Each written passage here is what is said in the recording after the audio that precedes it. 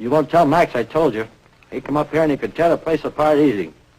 He would, too, if he knew I'd told on him. You gotta promise me you won't tell him. All right, sir, we won't tell him. Go ahead, please.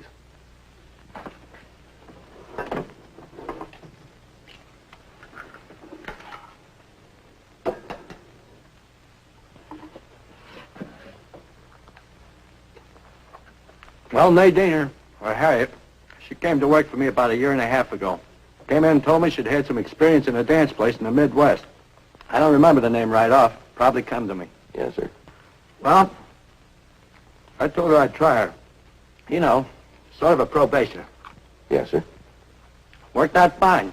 End of the week, I put her on permanent. She did real well. A lot of guys got to coming in just to dance with him. Wouldn't have nobody else. Just Nadine. Harriet. Mm-hmm. That's how she met Max. I came in one night, fell for her, and they started to go together. I told him I didn't like the idea of the girls going out with the customers. Didn't make any difference to them, though. They kept right on seeing each other. That's this Bender fella, huh? Yeah. Anyway, one night this soldier came in. He was took right away with Nadine. Asked her for a dance. Kept buying tickets all night so as he could dance with her. Came back the next night. Same thing. That's Harriet, you mean? That's right. Made Max pretty sore, but there wasn't anything he could do about it. She wanted to be with the soldier. Yeah. Wasn't too long before she told me they was going to get married. Well, word got around about that, and it really made Max hacked. Real hacked. Yes, sir. Him and the soldier, Shipley, they had a fight downstairs. One night after we closed, there was a real brawl. Cops and everything. Max really cleaned up on the soldier. Didn't do any good, though. What do you mean?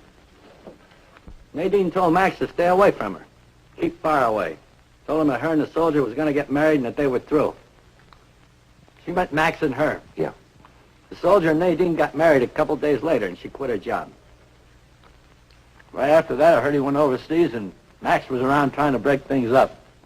Didn't do no good, though. Nadine loved the soldier, and she planned to stay with him. Yeah. Tried to talk to Max, tell him to stay out of it. Leave the girl alone. Didn't do no good. He was sure hacked. Said that she was his girl. Might take some time, but it'd get her from in and out on him. I figure he told her that, too. That's what she was afraid of. Don't blame her. Max told me that. I'd believe him. What's that? That he was going to kill her. Well, thank you very much, Mr. Lasnik. You've been a great help here. No trouble. Sure you don't want some of this pie? Mighty good.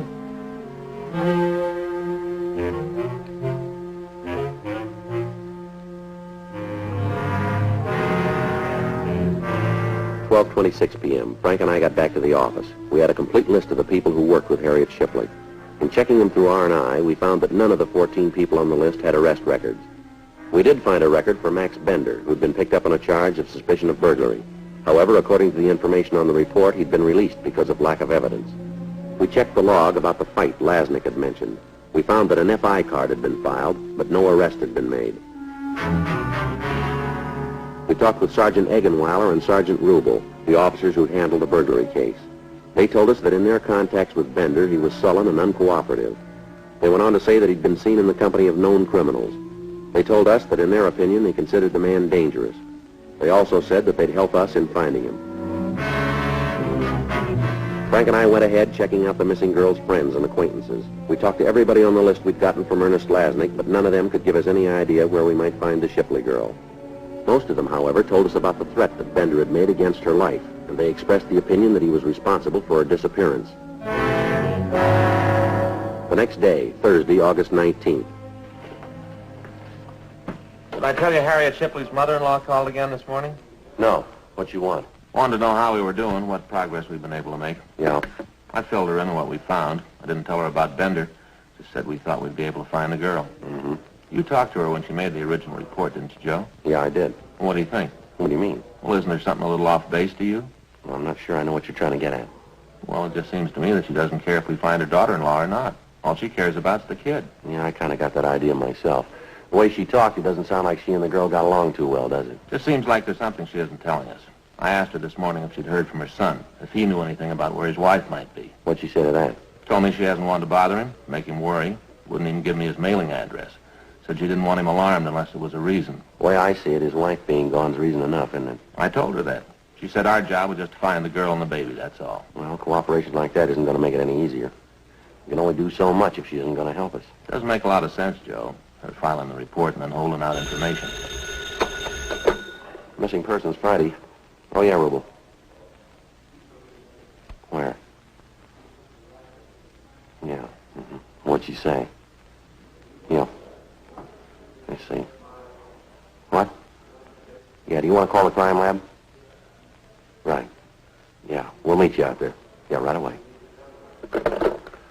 Well, they found where Bender was living. What do you mean was? Checked out in July, about the same time the Shipley girl disappeared. Landlady hasn't seen him since. Guys came up with something else. Yeah. A couple of shirts for a little baby. Uh-huh. Blood stains all over him.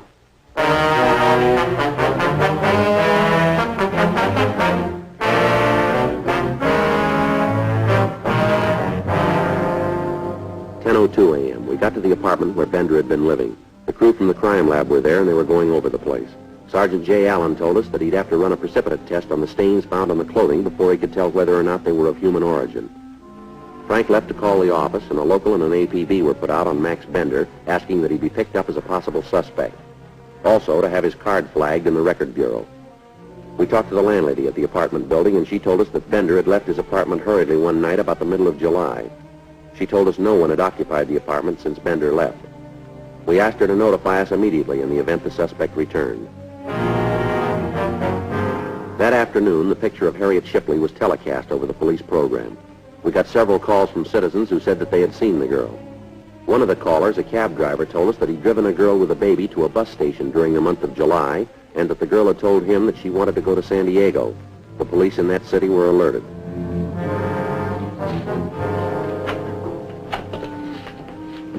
Anything from San Diego? No, not yet. Missing persons Friday. I see. Yes, we did. Where? You sure about that, are you? Okay. Right away. Let's go. What do you got? The Shipley girl, they found her.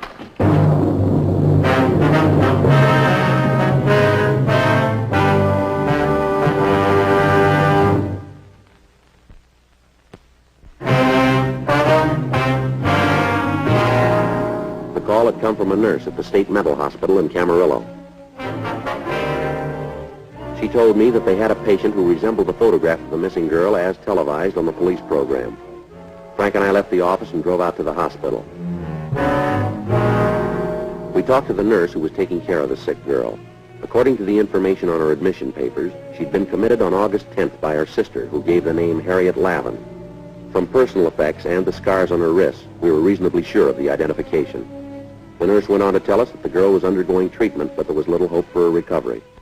She was unable to give us any information about the child. We got the address of Harriet Shipley's sister, checked out a trip car, and drove down to San Diego to talk to her. What do you want to know? Don't make no difference now. You can go back and tell her that it's too late. Way too late. Tell who? Mrs. Shipley, Harriet's mother-in-law.